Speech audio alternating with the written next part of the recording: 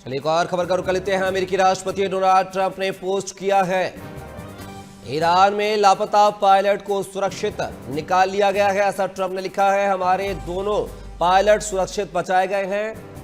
Operation में हमारे 100 commando शामिल थे, ऐसा डोनाल्ड ट्रंप ने लिखा है। हमारे सैन्य अधिकारी ऑपरेशन पर नजर बनाए हुए थे। ऑपरेशन में किसी भी तरह का कोई नुकसान नहीं हुआ है, ऐसा ट्रंप ने लिखा है। हमारी सेना ने बहादुरी का काम किया है, ऐसा अमेरिकी सैन्य इतिहास में पहले कभी नहीं हुआ। तो डोनाल्ड ट्रंप जो है अपनी अमेरिकी सेना की तारीफ करते हुए नजर आ रहे हैं। वो कह रहे हैं कि इतिहास में ऐसा कभी नहीं हुआ, जैसा कि ईरान युद्ध के दौरान अमेरिकी सैनिकों ने जो साहस का परिचय दिया है।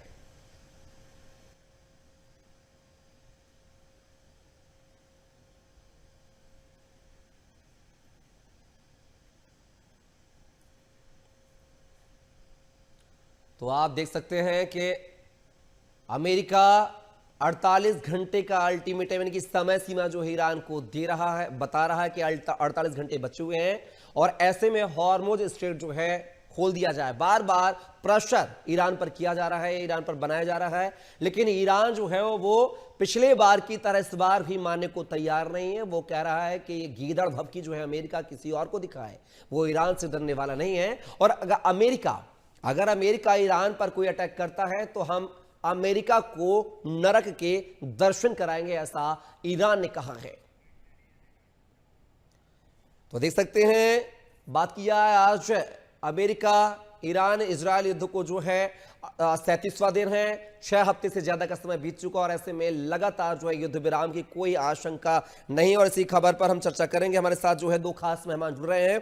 पहले परिचय करवा देता हूं। इस पूरे मुद्दे पर चर्चा करने के लिए हमारे साथ कर्नल शिवदास जी जो कि रिटायर्ड रक्षा विशेषज्ञ हमारे साथ जुड़ रहे हैं, साथ ही कर्नल पीयूष अग्रवाल जी जो कि रिटायर्ड रक्षा विशेषज्ञ हैं।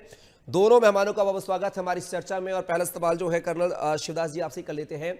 जिस तरीके के हालात नजर आ रहे हैं ईरान अमेरिका इजरायल युद्ध को लेकर, आज 37वां दिन है, 6 हफ्ते से ज्यादा का समय बीत चुका है और अमेरिकी राष्ट्रपति डोनाल्ड ट्रंप ने जो 10 दिन की समय सीमा दी थी उसको खत्म होने में 48 घंटे का समय शेष बचा हुआ है। 48 घंटे पहले जो है अमेरिकी राष्ट्रपति डोनाल्ड ट्रंप ने ईरान को चेताया और कहा है कि बहुत जल्द जो है, ईरान के पास समय बहुत कम है, बहुत जल्द जो है हॉर्मुज स्ट्रेट खोल दिया जाए, ऐसी वो धमकी दे रहे हैं और कह रहे हैं अगर ऐसा नहीं हुआ तो हम ईरान को तबाह कर देंगे। साथ ही ईरान ने भी कहा है कि हम गीदड़ भभकी से डरने वाले नहीं है। कैसे देखें बयानों को? देखिए, एक नया चीज तो इस युद्ध के द्वारा पैदा हुई है, वो ये हुई है कि ईरान को एक नया पूरे विश्व पर एक कंट्रोल करने का तरीका मिल गया है, हॉर्मुज स्ट्रेट को बंद करके। अब ईरान ने पूरे विश्व को ये दिखा दिया है कि ईरान पूरे विश्व को जो है कंट्रोल कर सकता है, पूरा विश्व की इकोनॉमी को। और मैं तो ये कहूंगा कि एक तीसरा आर्थिक विश्व युद्ध ही है जिसमें कि पूरे विश्व को आर्थिक कष्ट हो रहा है, ऑयल के तंगी से या ये नेचुरल गैस की तंगी से, इन चीजों से पूरे विश्व में एक महसूस किया जा रहा है कि युद्ध चल रहा है। तो आज विश्व युद्ध का मतलब ये है कि देश के पूरे विश्व के देशों को महसूस हो कि हम युद्ध में इन्वॉल्व हैं। तो इस युद्ध से ईरान ने पूरे विश्व को एक अपनी इंपॉर्टेंस दिखा दी है, हॉर्मुज पर कंट्रोल करके। इसके अलावा ईरान जो है उसने ये अपना रिकॉग्निशन करा दिया है पूरे मिडिल ईस्ट में, अरब देशों में, कि ईरान एक महाशक्ति के रूप में उभरा है अरब देशों के अंदर के, जिसने कि अकेले ने इजराइल और अमेरिका से बराबर की टक्कर ली है। और यदि उन्होंने ईरान पर हमला किया है तो ईरान ने भी अमेरिका के बेसिस को तबाह किया है मिडिल ईस्ट के अंदर। और उसके अलावा उसने उतना ही हमला इजराइल पर भी किया जितना इजराइल ने ईरान के ऊपर किया है। तो इस युद्ध से ईरान ने अपनी महाशक्ति का परिचय दे दिया है और ईरान जो है का जो स्टेटस है अब अरब देशों में डिफरेंट हो गया है। अब ईरान जो है अब छुपी हुई महाशक्ति नहीं रह गया, ईरान है अब अरब देशों की महाशक्ति रूप में माना जाएगा।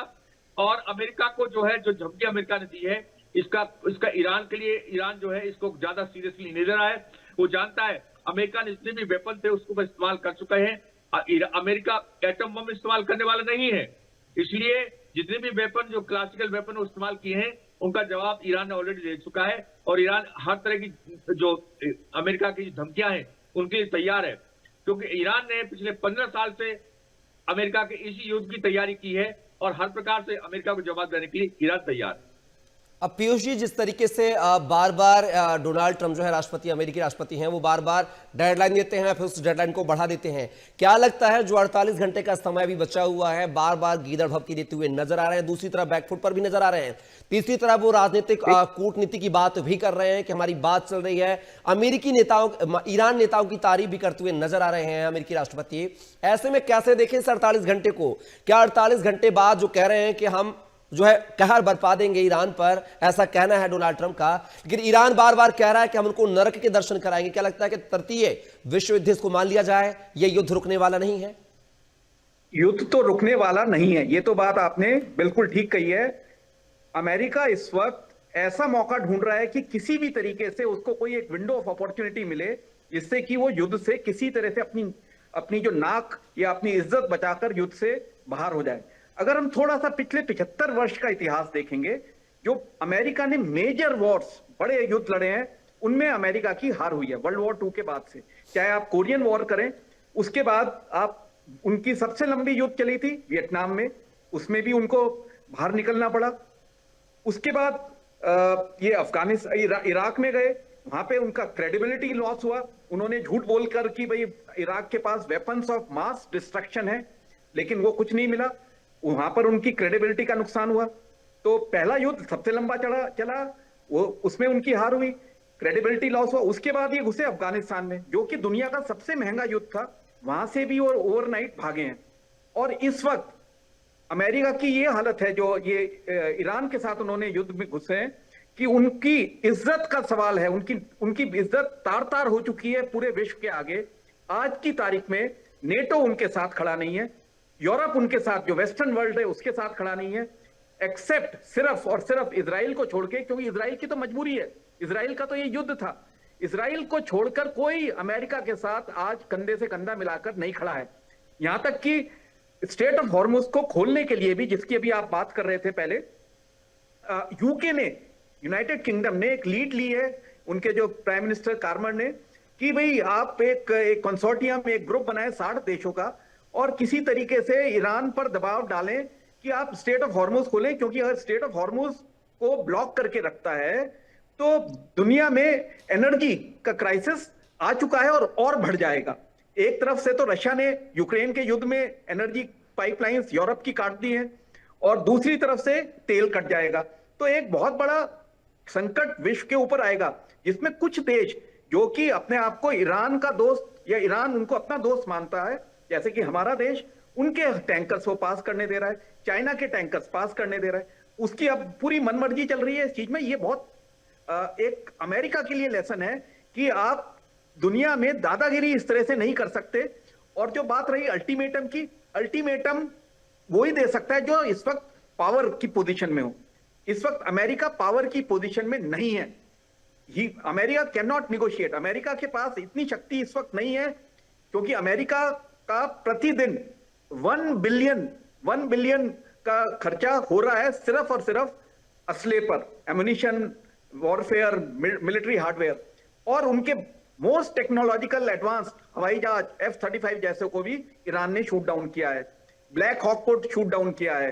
तो ये अल्टीमेटम देना तो ठीक है, ईरान के ऊपर कोई फर्क पड़ने वाला नहीं है, क्योंकि ईरान के लिए युद्ध लड़ना मजबूरी है। ईरान के ऊपर ये युद्ध थोपा गया है, ईरान ने अटैक नहीं किया था, अमेरिका ने इजराइल के साथ मिलकर अटैक किया था। तो इसलिए अल्टीमेटम देने से मेरे को, या हम सभी समझते हैं कि ईरान पे फर्क नहीं पड़ने वाला, ईरान बैकआउट करने के लिए उसके पास ऑप्शन नहीं है। लेकिन ये एक सिचुएशन खराब होगी और ये युद्ध जल्दी खत्म नहीं होगा।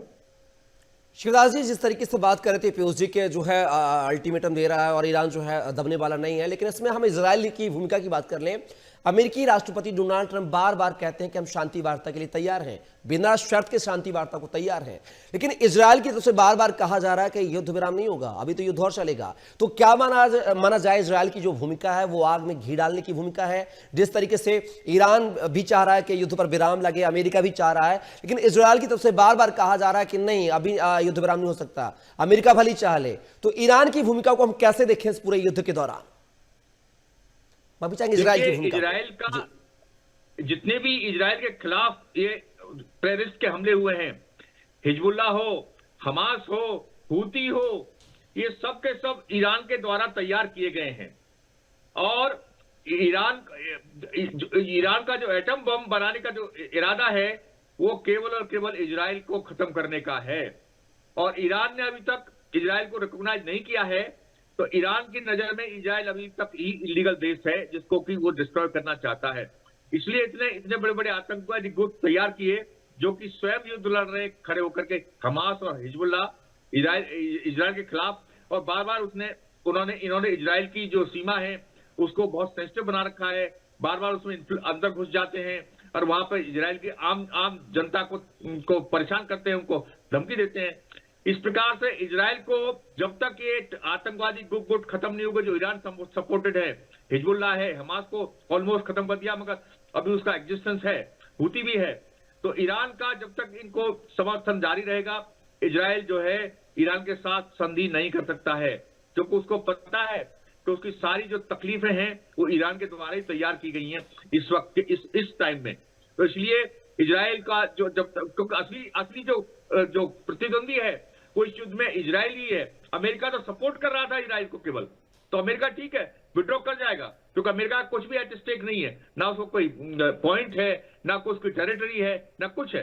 तो इसलिए अमेरिका का जो जाना तो ठीक है, मगर इजराइल को जो है जब तक उसके इन पॉइंटों को नहीं माना जाएगा कि इन आतंकवादी ग्रुपों को समाप्त किया जाए और इजराइल के खिलाफ जो ये एटम बम बनाने की जो धमकी है ईरान की वो समाप्त की जाए और ईरान इजराइल को रिकॉग्नाइज करे, तभी इजराइल जो है इस युद्ध में ईरान के खिलाफ कुछ समझौता कर सकता है। अदरवाइज इजराइल जो है वो हमेशा ईरान का दुश्मन रहेगा और ईरान जो का दुश्मन इजराइल रहेगा।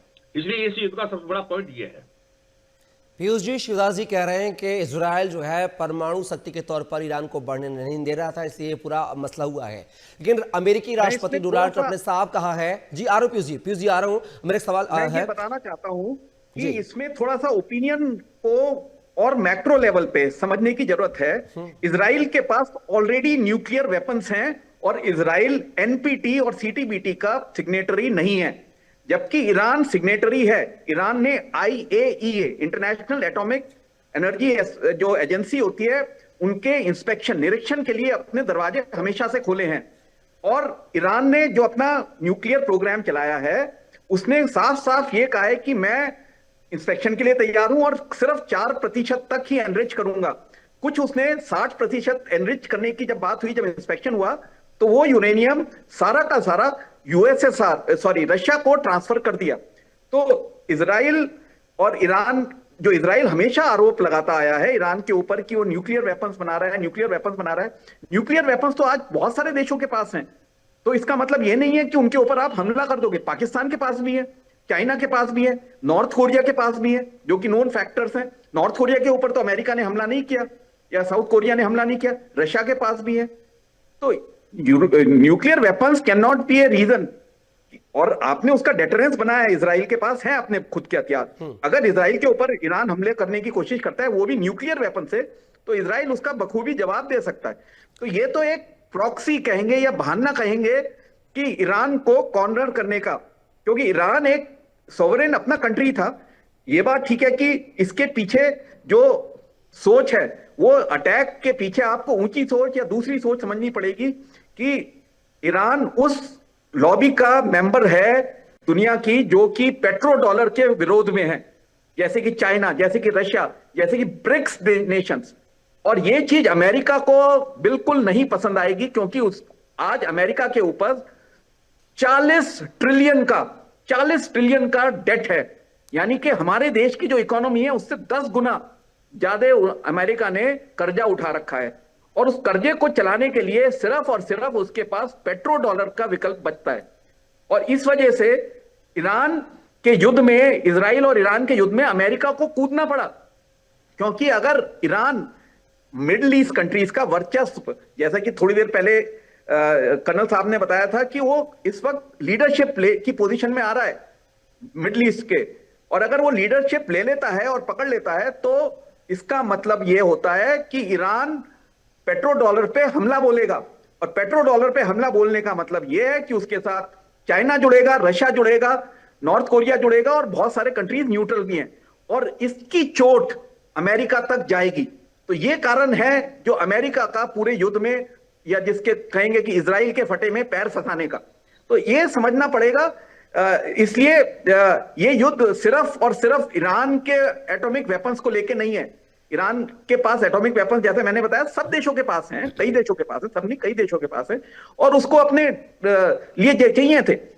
तो और उसने पूरे लीगली आपने सारे इंस्पेक्शंस के लिए अपने आप को हमेशा खुला रखा। तो ये हमेशा से अमेरिका की दादागिरी की जो नीति है दुनिया में, ये दुनिया को भारी पड़ रही है। और आपने पिछले 2 साल में भी देखा है कि किस तरीके से कभी आप ट्रंप साहब टैरिफ को लेकर किसी भी देश के साथ झगड़ा मोल ले लेते हैं, कभी वेनेजुएला में चले जाते हैं, कभी कनाडा को 51st स्टेट बोलते हैं, कभी ग्रीनलैंड के ऊपर हमला बोलने की बात करते हैं, और अभी हाल फिलहाल में क्यूबा को कहते हैं कि मैं यहां से फ्री होऊंगा तो क्यूबा को। तो आप तो खुद युद्ध की तरफ जा रहे हैं, युद्ध आपकी तरफ नहीं आ रहा है। तो ये एक सोचने की बात है पूरी विश्व वर्ल्ड कम्युनिटी के लिए कि अमेरिका कहां स्टैंड कर रहा है इस वक्त। शिवराज जी, जैसा कि आप कह रहे थे कि परमाणु शक्ति के तौर पर जो है ईरान बन रहा है, इसे इजरायल नहीं चाह रहा था, इससे इसने अमेरिका के साथ जो मिलकर ये पूरा युद्ध किया है। लेकिन बार बार अमेरिकी राष्ट्रपति डोनाल्ड ट्रंप कहते आ रहे हैं कि उनका परमाणु शक्ति, पहले उन्होंने परमाणु शक्ति का हवाला दिया, लेकिन बाद में वो कह रहे हैं कि उनका जो मोटिव था, जो उद्देश्य था, वो था हॉर्मुज स्ट्रेट पर कब्जा करना। इसको कैसे देखें? क्या वो जिस तरीके से बात करके कर्ज में डूबे हुए हैं अमेरिकी राष्ट्रपति, अमेरिका डूबा हुआ है, उस कर्ज से मुक्त पाने के लिए वो हॉर्मुज स्ट्रेट पर कब्जा करना चाहते थे? शिवदास जी।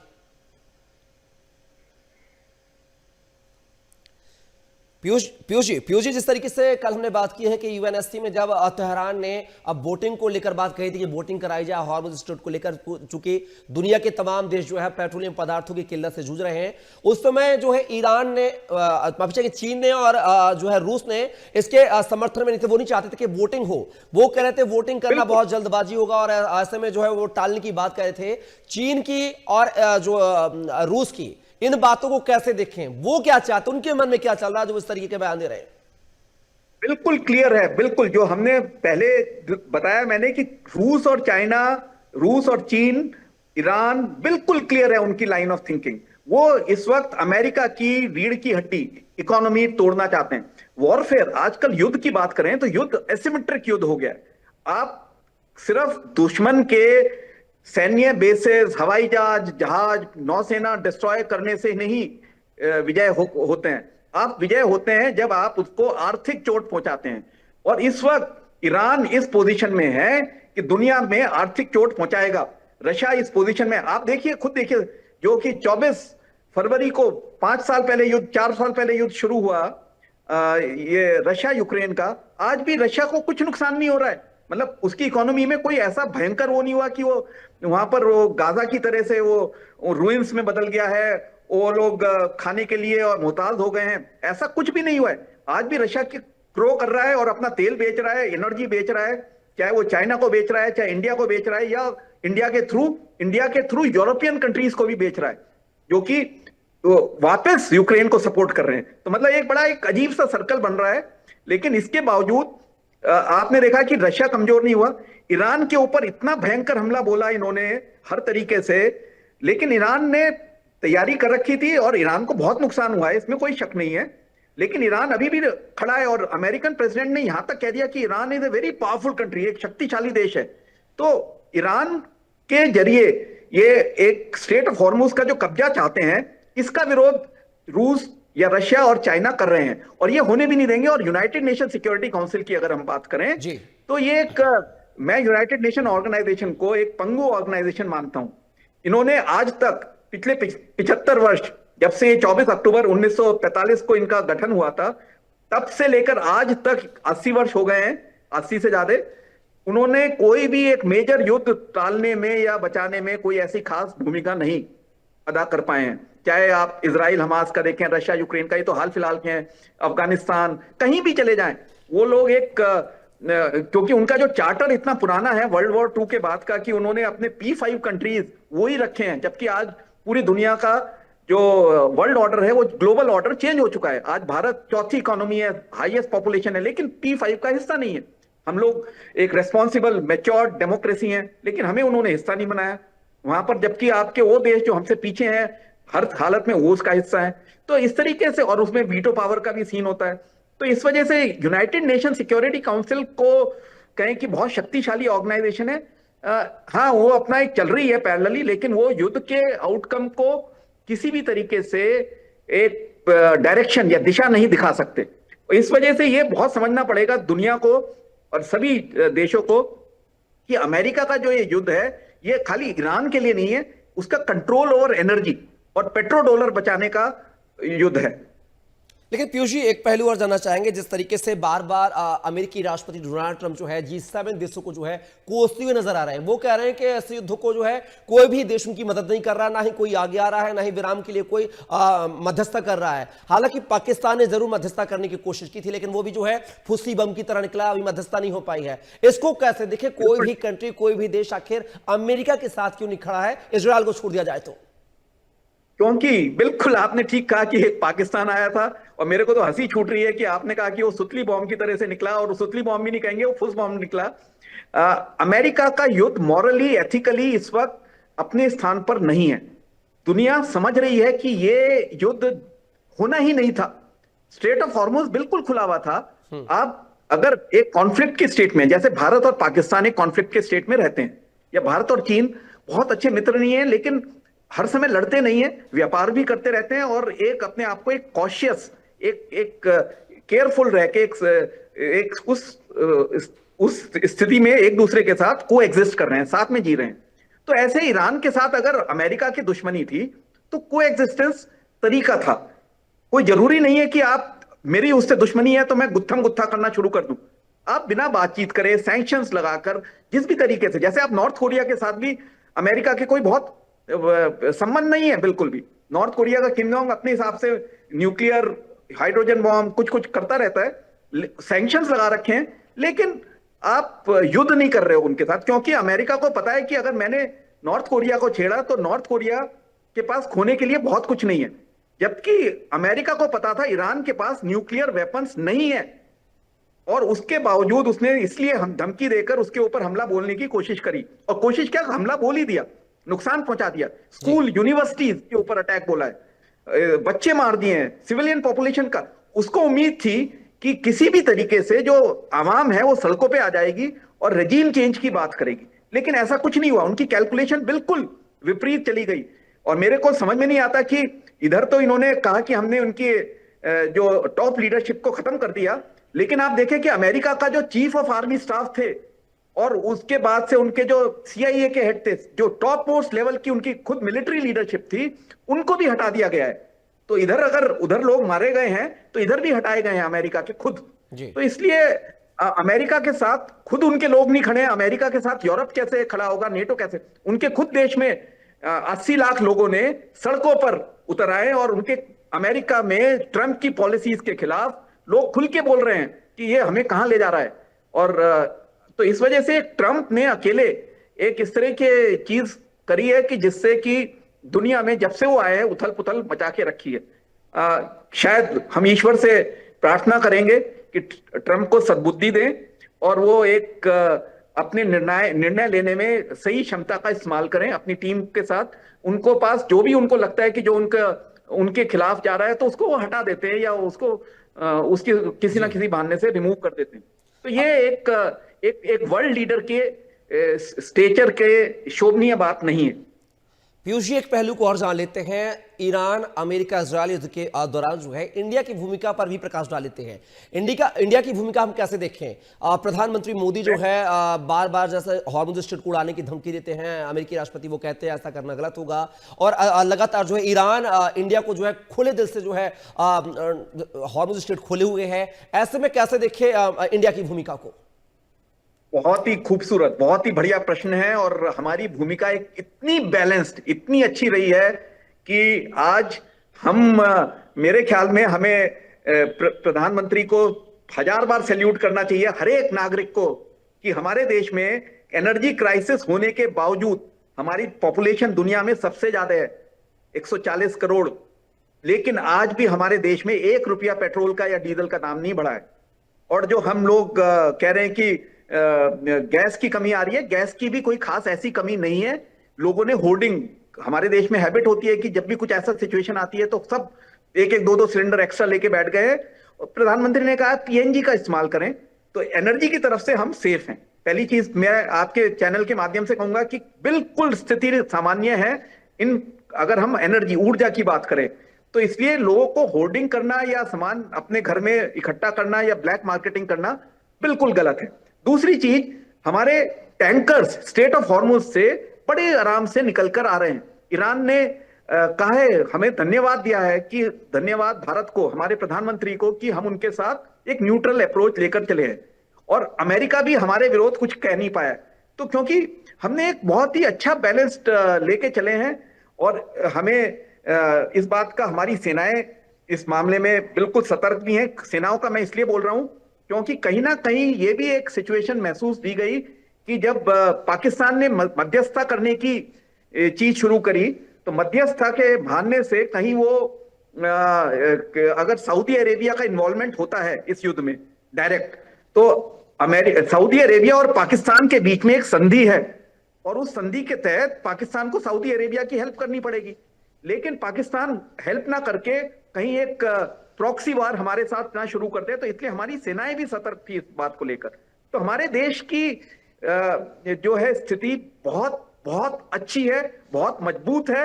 और इस हालात में भी हमने अपने हमारी जीडीपी ग्रो कर रही है।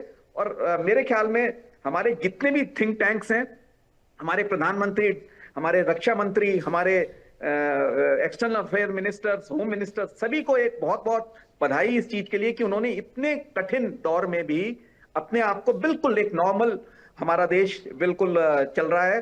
तो ये एक अच्छी बात है। और आई थिंक मेरे को लगता है ये ऐसे ही चलना चाहिए। हमारे देश पे कोई प्रॉब्लम नहीं आएगी। हमारे देश के देशवासी बहुत खुश हैं और सेफ हैं, बिल्कुल इसमें कोई शक नहीं।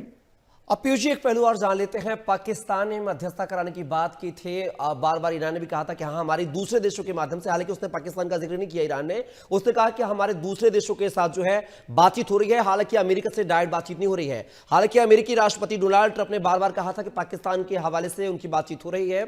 इसमें पाकिस्तान जो मौसी बनने की बात कर रहा था, भूमिका अदा कर रहा था, हालांकि उससे हुआ तो कुछ भी नहीं है, लेकिन पाकिस्तान की भूमिका पर भी अगर बात की तो पाकिस्तान ऐसा क्यों कर रहा था? पाकिस्तान किसका साथ दे रहा था? पाकिस्तान को अगर हम डिस्कस करें और किसका साथ दे रहा था, ये एक बड़ा एक अजीब सा क्वेश्चन है। क्योंकि पाकिस्तान किसका साथ देता है किसी को पता नहीं है। पाकिस्तान तो सिर्फ मैंने अभी तक देखा है कि उसको अपनी इकोनॉमी बचाने के कष्ट हो रहा है। उसने हमेशा से आतंकवाद का साथ दिया है। उसने दुनिया में हमेशा कहीं पे भी आप टेररिस्ट अटैक्स देखेंगे या कोई भी वो देखेंगे तो वहां पर पाकिस्तान का हाथ मिलेगा। तो पाकिस्तान तो एक मर्सनरी का देश है। मर्सनरी का मतलब यह है कि पाकिस्तान वो देश है कि जिसको आप कोई भी थोड़े बहुत पैसे दे देता है तो पाकिस्तान उसके साथ, उसको उम्मीद की किरण नजर आती है। अभी तो आप हाल फिलहाल देखिए, यूएई ने अपने जो उनको पिछले 20 साल से लोन दे रखा था, 20 साल से भी ज्यादा से, वो मांग रहे हैं वापस और पाकिस्तान कह रहा है कि हाँ हम लौटा देंगे। वो देने को तैयार नहीं है। वो तो कटोरा लेके घूमता रहता है और उसके कटोरे में जो भी डाल देगा वो उसका साथ देने को तैयार है। तो अमेरिका ने उसको कहा होगा कि भाई हम आपको इतना अमाउंट देंगे या कुछ फायदा देंगे, तो वो उनके साथ चला गया। उनके पास एक आसिफ मुनीर करके एक फील्ड मार्शल है, अपने आप को प्रमोट करके फील्ड मार्शल बन गया। लेकिन हमें पता है वो फील्ड मार्शल क्यों बना है। वो ये उसके मेडल्स इतने सारे लगे हुए हैं छाती के ऊपर, लेकिन मेडल्स किस बात के लिए? एक भी युद्ध तो जीता नहीं है पाकिस्तान ने आज तक कहीं भी। हर बार हाथ जोड़कर हम सीज फायर और युद्ध विराम की बात करते हैं, चाहे कोई सा भी युद्ध हो। तो पाकिस्तान की क्रेडिबिलिटी, आप मध्यस्थता के लिए कोई भी ऐसा देश नहीं ला सकते कि जिसकी खुद की क्रेडिबिलिटी पर एक बहुत बड़ा प्रश्न चिन्ह हो।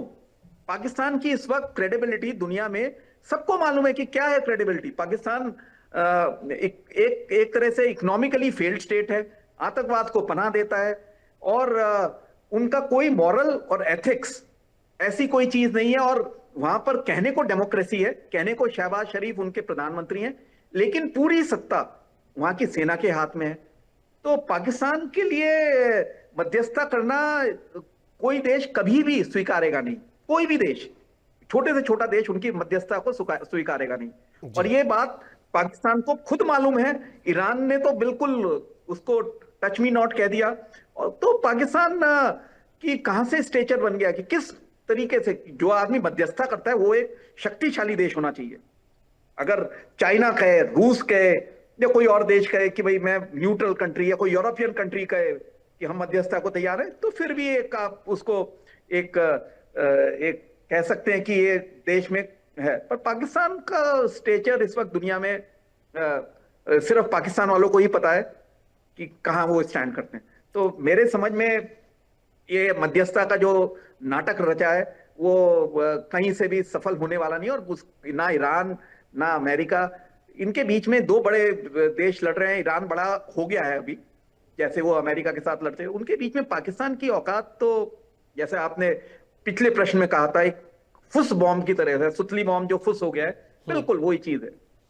अब पीयूष जी, बात किया जिस तरीके के 48 घंटे का समय बचा हुआ है, अमेरिकी राष्ट्रपति बार बार धमकियां दे रहे हैं ईरान को। हालांकि ईरान ने भी जो है उनको खुली चुनौती दी है, लेकिन फिर भी अगर एक पहलू बात कर लिया है, 48 घंटे का समय जैसे ही समाप्त होगा तो क्या अमेरिका की क्या भूमिका होगी? क्या कुछ वो करेगा, हमले करेगा, या फिर हर बार की तरह पलटू राम की तरह पलटते हुए नजर आएंगे डोनाल्ड ट्रंप? एक आप बिल्कुल सही कह रहे हैं कि अमेरिका 48 घंटे खत्म होने के बाद एक और 48 या 72 घंटे की मोहलत देगा, है ना। और ईरान पे कोई फर्क नहीं पड़ेगा उस चीज का। तो ये मोहलत, अल्टीमेटम, टाइमलाइंस या पाकिस्तान अमेरिका देता रहेगा ईरान को। और ईरान को पता है एग्जैक्टली करना क्या है। ईरान ने बिल्कुल अपने हिटलिस्ट में, जैसे हमने उस दिन डिस्कस किया था 2 दिन पहले, कल, हाँ, कि उन्होंने उनके पुल को गिरा दिया, सबसे ऊंचा पुल जो ईरान का। ईरान ने तुरंत एक 8 पुलों की हिटलिस्ट जारी कर दी कि मेरे पास ये सारे के सारे पुल, जिसमें कि एक यूएई, एक कतर का था, एक बहरीन का था, एक 2 सऊदी अरेबिया के थे, कि ये सारे के सारे पुल मेरी मिसाइल की रेंज में है। और ईरान ने प्रूव किया है बार बार कि मेरे पास पिन पॉइंट एक्यूरेसी से मिसाइल फायर करने का प्रिसीजन कैपेबिलिटी है, क्षमता है। उन्होंने इजराइल के न्यूक्लियर इंस्टॉलेशन पे हमला किया, बिल्कुल बताकर। तो हर जगह वो बिल्कुल पिन पॉइंटेड इंपैक्ट डाल रहा है। उसने यूएई के आबू धाबी में जो यूएस का एयरबेस था, पिन पॉइंटेड हमला किया, कतर में किया, बहरीन में किया। तो वो बिल्कुल उसने, और अब लोग सोच रहे हैं कि उसके पास टेक्नोलॉजी क्या है और कैसे जो अमेरिकन एयर डिफेंस सिस्टम है, थाट्स हैं, हिमार्स हैं, वो फेल कर दिए। वो फेल इसलिए हो गए क्योंकि उसने इस चीज को बहुत स्टडी किया है। और उसने, चाहे उसने स्वान ड्रॉम टेक्नोलॉजी का इस्तेमाल किया है, चाहे क्रूज मिसाइल का या बैलिस्टिक मिसाइल, तो उसने और उसके पास सपोर्ट रहा है। ऐसी बात नहीं है कि ईरान के पास खुद की टेक्नोलॉजी थी हर जगह, उसके पास रशियन साइंटिस्ट या थिंकर्स थे, चाइनीज वो थे। तो उसको पता था कि मैं कभी ना कभी अमेरिका, ये जो ट्रंप है, ये हमारे ऊपर हमला बोलेगा। क्योंकि पिछले साल उसने अमेरिका ने ईरान के ऊपर हमला बोला था 12 दिन के लिए, जून में, लास्ट ईयर। उसके बाद उसको पता था बिल्कुल क्लियरली, तो उसने अपनी तैयारी पूरी कर रखी थी। और इसलिए उसको ईरान को अमेरिका आज कुछ नहीं कर पा रहा है। और ईरान को सिर्फ अल्टीमेटम और टाइमलाइन देता रहेगा। बिल्कुल देखना होगा कि 48 घंटे की जैसे ही समय सीमा आती है तो अमेरिका का क्या रुख होगा और ईरान का क्या रुख होगा, इस पर सबकी नजरें टिकी हुई है। फिलहाल की इस चर्चा में हिस्सा बनने के लिए पीयूष जी, आपका साथ ही शिवदान जी हमारे साथ जुड़े थे, उनका भी बहुत शुक्रिया, धन्यवाद। तो देखा आपने, 48 घंटे का समय बचा है। डोनाल्ड ट्रंप की जो है धमकी का जो उन्होंने डेडलाइन दी थी, हालांकि ईरान जो है बैक फुट पर जाने को तैयार नहीं है। वो बार बार कह रहा है कि नरक के दर्शन करवा देंगे। फिलहाल के लिए इस चर्चा में बस इतना ही।